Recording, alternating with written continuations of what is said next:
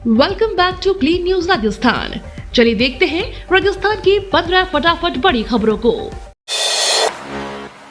मोरपाल सुमन के समर्थन में उतरे सीएम भजनलाल, अजीतपुरा से ब्रह्मपुरी तक होगा रोड शो। राजस्थान की अंता विधानसभा सीट के उपचुनाव में बीजेपी ने प्रचार की पूरी ताकत झोंक दी है।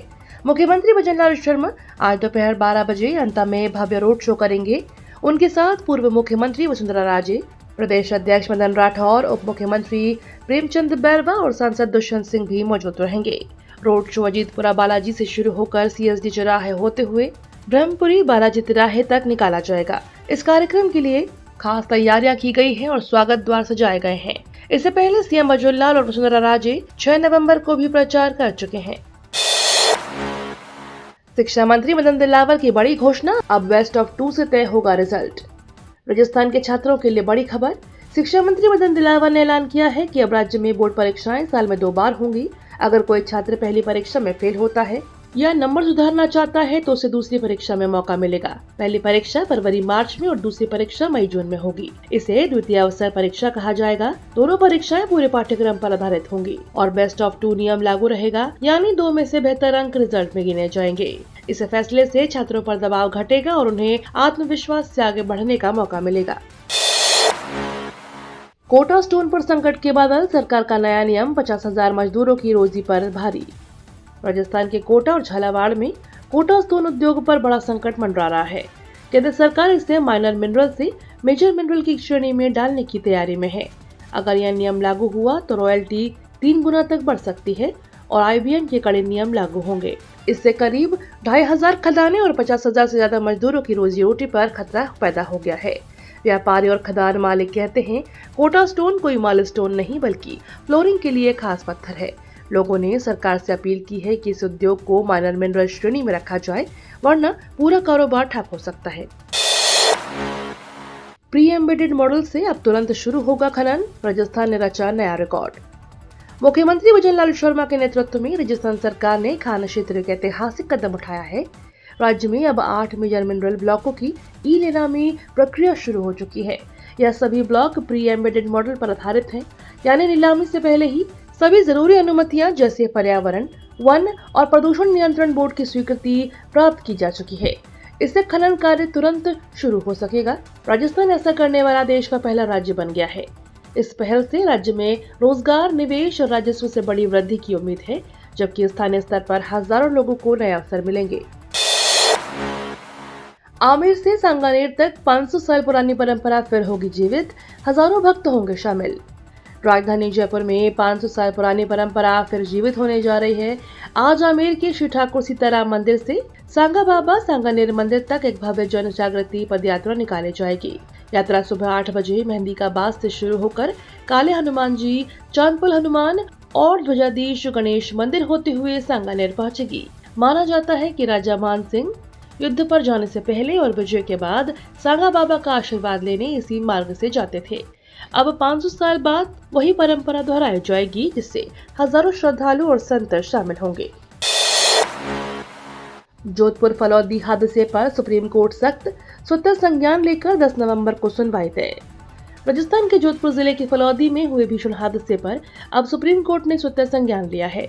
इस हादसे में 15 श्रद्धालुओं की दर्दनाक मौत हो गई। अदालत ने इस मामले को जनहित का विषय मानते हुए 10 नवंबर को सुनवाई तय की है।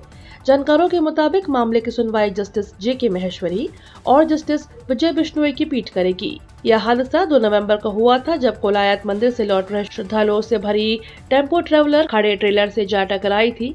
प्रधानमंत्री मोदी और मुख्यमंत्री भजनलाल शर्मा ने मृतकों के परिजनों के लिए आर्थिक सहायता की घोषणा की है। हाड़ौती में धान किसानों की मेहनत पर पानी, दामों में भारी गिरावट। राजस्थान के हाड़ौती क्षेत्र में धान किसानों की मेहनत पर बेमौसम बारिश ने फिर पानी फेर दिया। खेतों में पानी भरने से दाने सड़ गए थे और मंडी में दाम आधे से भी कम रह गए। कोटा मंडी में किसानों को रोजाना 8 से 10 करोड़ रुपए का नुकसान हो रहा है। जो धान पहले 3,000 रुपए प्रति बोरी बिकता था, अब 1200 से 1500 रुपए में ही बिक रहा है। व्यापारी और मिलर खराब माल खरीदने से कतरा रहे हैं। किसानों का कहना है कि अतिवृष्टि से फसल और उम्मीद दोनों चौपट कर दिए हैं। बेनीवाल ने कांग्रेस और भाजपा पर कसा तंज, कहा अंता से इन पार्टियों का अंत कर देंगे।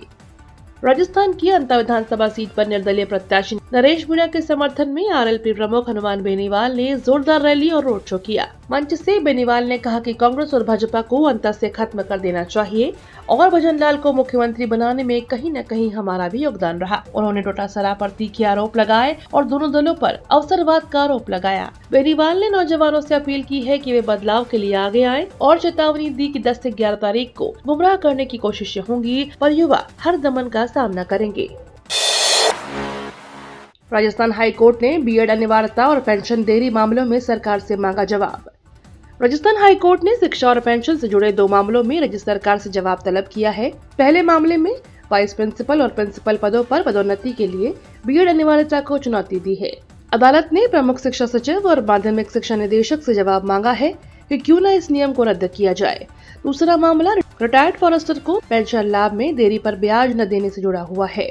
अदालत ने संबंधित विभागों से दोनों मामलों में विस्तृत रिपोर्ट पेश करने को कहा है। भीलवाड़ा में कांग्रेस नेता के विवादित बोले निष्ठा से चलती है राजनीति, अवसरवाद से नहीं।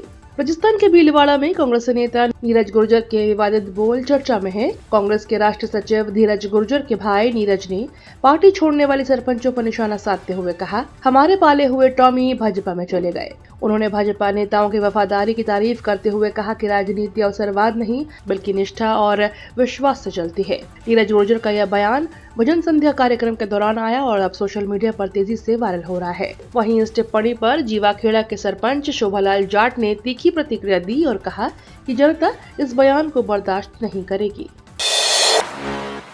सैन्य अभ्यास में मिसाइल फेल, 500 मीटर दूर गांव में धमाका। राजस्थान के जैसलमेर में सैन्य अभ्यास के दौरान सेना की एक मिसाइल टारगेट से चूक गई और भादरिया गांव के पास करीब 500 मीटर दूर जा गिरी। मिसाइल गिरने के साथ ही जोरदार धमाका हुआ जिससे आसपास के गांव में दहशत फैल गई। हालांकि किसी प्रकार की जनहानि की सूचना नहीं है। घटना की जानकारी मिलते ही सेना और स्थानीय पुलिस की टीमें मौके पर पहुंची। मिसाइल के पीछे हिस्से का मलबा कब्जे में लेकर उसे फील्ड फायरिंग रेंज में वापस ले जाया गया। डीएनटी समाज ने दी हाईवे जाम करने की चेतावनी, अंता उपचुनाव में मतदान बहिष्कार का ऐलान।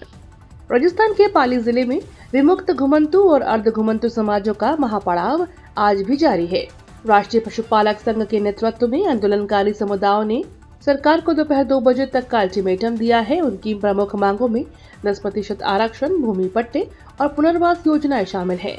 आंदोलनकारियों ने चेतावनी दी है कि यदि सरकार का कोई प्रतिनिधि वार्ता के लिए नहीं पहुंचा तो वे राष्ट्रीय राजमार्गों को पूरी तरह से जाम कर देंगे। तनावपूर्ण हालात को देखते हुए प्रशासन ने हाईवे पर ट्रैफिक डाइवर्ट करवा दिया है। इधर नाराज डीएनटी समाज ने अंता उपचुनाव में मतदान बहिष्कार का भी ऐलान कर दिया है। राजस्थान में एसआईआर की शुरुआत, भाजपा कांग्रेस ने मतदाता जोड़ने की जंग तेज। राजस्थान में विशेष गहन पर्यवेक्षण यानी एसआईआर की शुरुआत होते ही सियासत गर्मा गई है। भाजपा और कांग्रेस दोनों ने मतदाता सूची पर कब्जे की जंग छेड़ दी है। कांग्रेस का दावा है कि एसआईआर के बहाने दलित, आदिवासी और अल्पसंख्यक वोटरों के नाम काटे जा रहे हैं, जबकि भाजपा का कहना है कि यह अभियान फर्जी और विदेशी घुसपैठियों को सूची से बाहर करने के लिए जरूरी है। दोनों दलों ने ब्लॉक से लेकर बूथ स्तर तक टीमें तैनात कर दी हैं। भाजपा ने वॉर रूम बनाकर हर विधानसभा से रियल टाइम फीडबैक लेना भी शुरू कर दिया है।